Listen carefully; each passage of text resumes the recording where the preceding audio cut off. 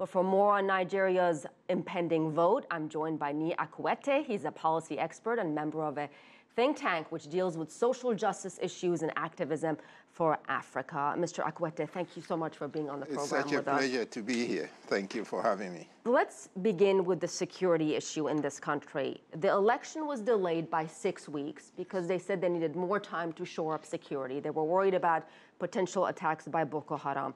What have they really done in 6 weeks to make Nigerians feel safe that they can go vote without a problem? I actually am on the side of believing that they have actually achieved a lot. I'm not sure that when they postponed it, they knew that they were going to do this. At least a lot of people were skeptical. In fact, some said that this was just an election ploy. But as your first item stated, they have actually taken Goza. So now they have rid all the major cities in the 3 states that Boko Haram control. They've taken them back. So I think they've done a lot. Also, the 6 weeks had allowed them to have more debates. They have given the cards, the voter registration cards. So I think a lot of good things have happened in the 6 weeks, but the security is the best one, because if they hadn't done that, we might still get some suicide bombs. But if they haven't done that and the elections had been held on the 14th like planned, everybody would have said he doesn't care. We knew this was going to happen. So I'm one of those who think that the postponement, despite the doubts raised, has achieved a lot. Regardless of who wins this election, a lot of people are wondering, can this vote really make a difference in bringing peace and stability to a country where Boko Haram is still waging attacks? I think Boko Haram has now been weakened, and I think that, in fact, the delay, it forced them out of their shell, because originally some people were saying they had legitimate grievances, but they've caused so much havoc. They kidnapped girls, they killed them, they sold them off, they blew up little girls, and therefore I think they've shown that they are just a very brutal group. So just on that, I think Nigerians are unified in saying that Boko Haram is a bad group.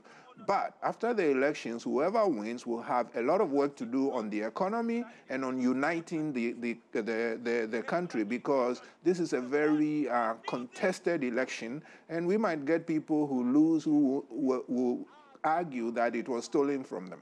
And Mr. Akutteh, what is the major differences between President Goodluck Jonathan, who he's a Christian, I believe, and yes, his opponent is Muhammadu Buhari, who is a Muslim? Besides religious differences, what are the main objectives of these candidates? What are the differences? There are very few, actually. You know, I mean, one of the big ones you could say, incumbency versus challenger. And a lot of Nigerians, in fact, the opposition, Major General Buhari, his slogan was change. You know, sometimes populaces get tired of their politicians. I'm reminded that after the Second World War, Churchill won the war for the British, but then they threw him out. So many Nigerians are saying we want change. But apart from that, frankly, the economic policies, they are all promising that they will grow the economy and grow jobs.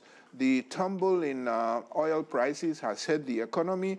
General Buhari was also talking about security, because he is a former military man. But now President Jonathan has actually done a lot in the 6 weeks on the security. So the short answer to your question is there isn't a lot of actual ideological differences. Okay, and this election isn't really just important for Nigeria, it's really important for the region and the world.